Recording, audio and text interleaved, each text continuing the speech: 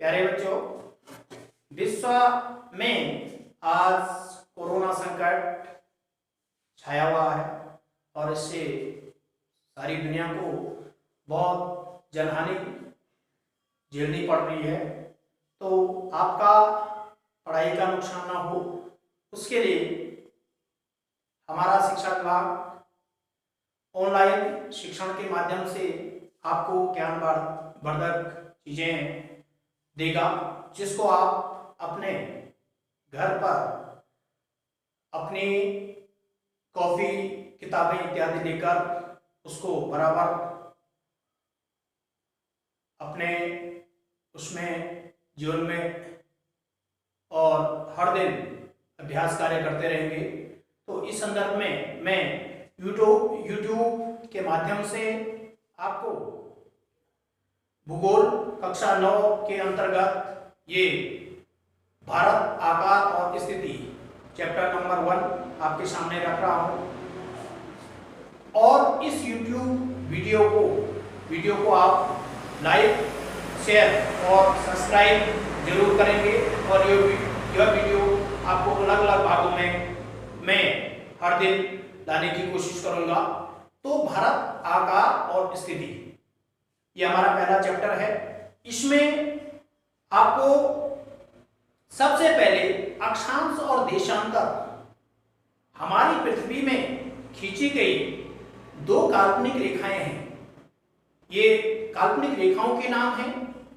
इनकी आवश्यकता क्यों पड़ी, क्यों पृथ्वी में ये भूगोलविद ये कंसेप्ट आया। तो अक्षांश रेखाएं सुन लीजिएगा, ये इनकी संख्या 180 है और यह पृथ्वी पर कटिबंध जिसमें तापमान, जलवायु, मौसम ये सारी चीजों की हमको जानकारी मिलती है, तो इसलिए अक्षांश रेखाओं की आवश्यकता पड़ी और ये संख्या में मैंने कहा 180 है। इस अक्षांश रेखाओं के आधार पर हम दुनिया को, पृथ्वी को दो गोलार्ध में बांट सकते हैं। उत्तरी गोलार्ध यानी उत्तरी अक्षांश, दक्षिणी गोलार्ध यानी दक्षिणी अक्षांश।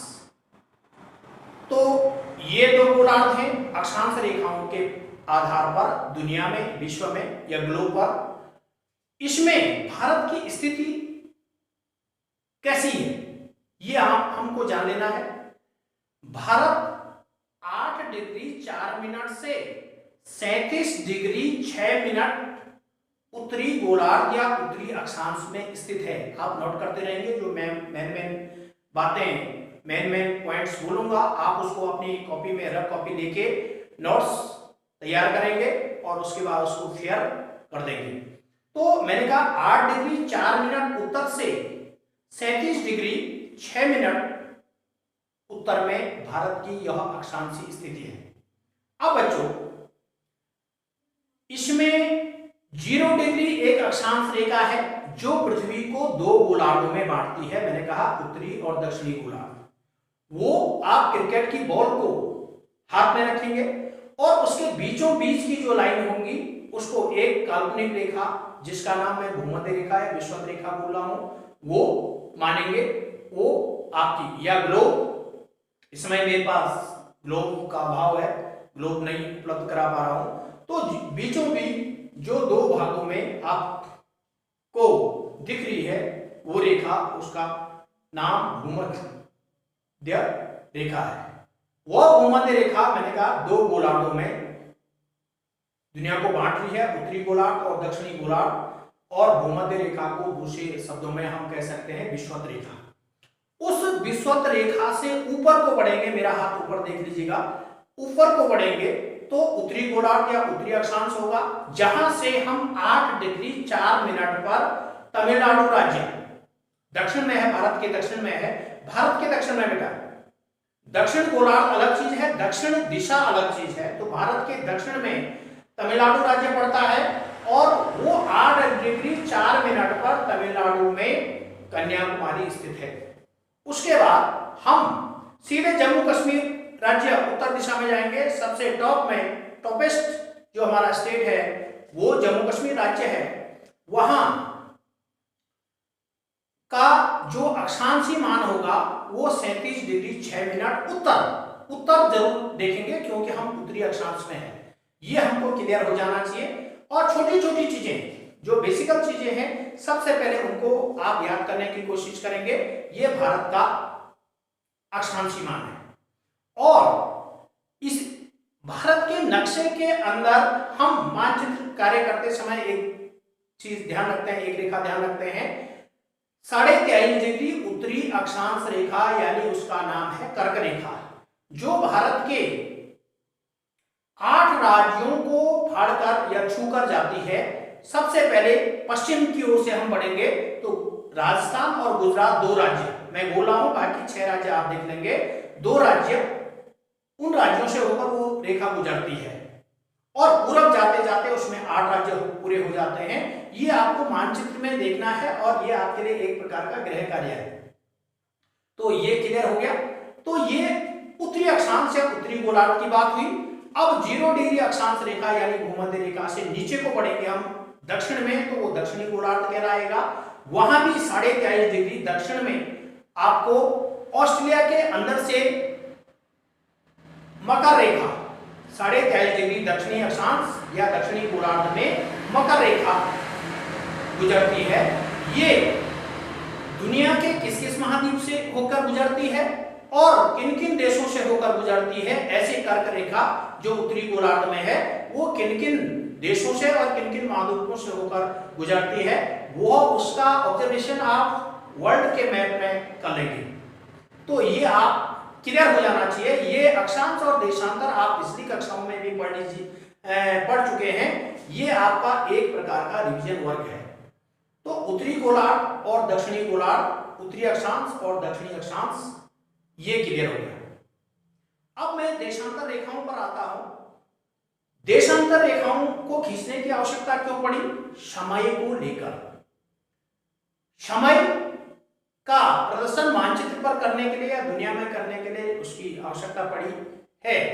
और इंग्लैंड के ग्रीनविच शहर के नजदीक से आपने सुना होगा 0 डिग्री देशांतर रेखा गुजरती है।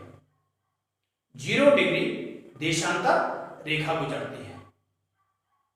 और आप ये ध्यान रखेंगे, विश्व का नक्शा, आपके विश्व का जो एटलस है वो आपके सामने होगा, विश्व का मैप आपके सामने होगा।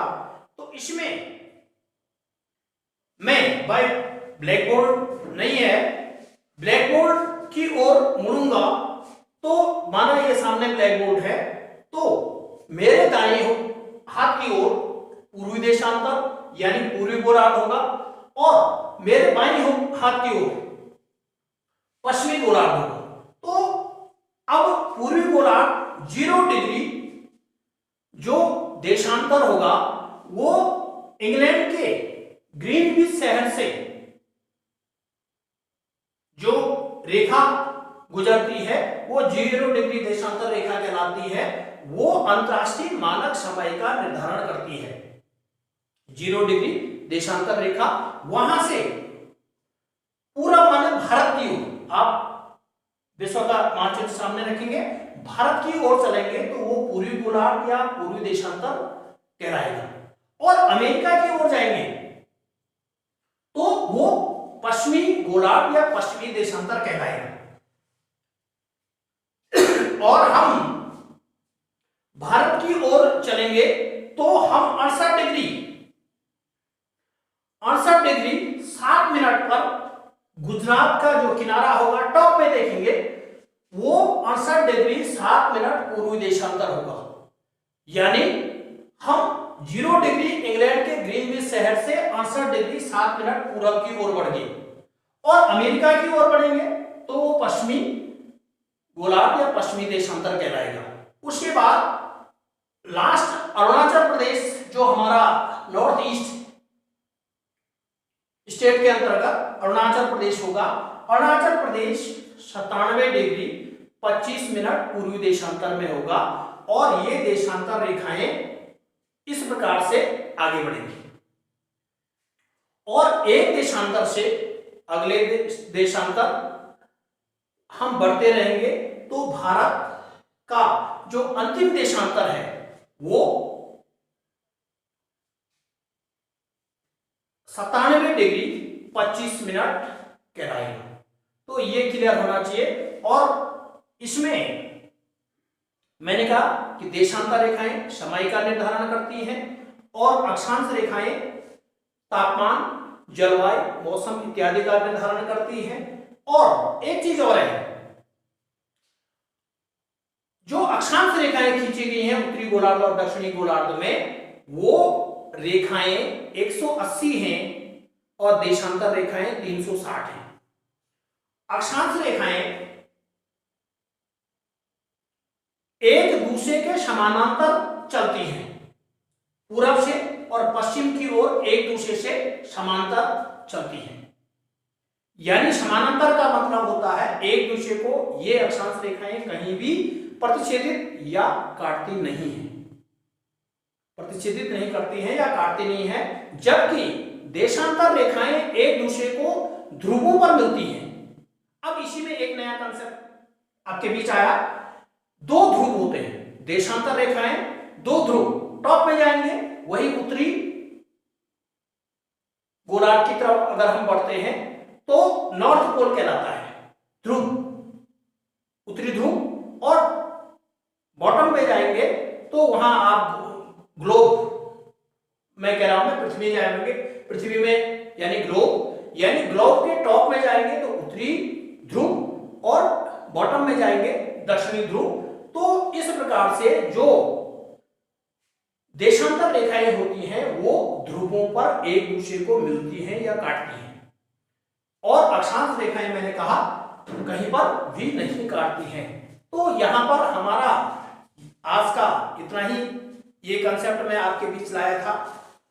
आप जरूर इस वीडियो को पढ़ेंगे, सुनेंगे, देखेंगे, लाइक करेंगे और सब्सक्राइब करेंगे, और अगला भाग मैं शीघ्र ही आपके बीच लाऊंगा। Thanks and have a nice day.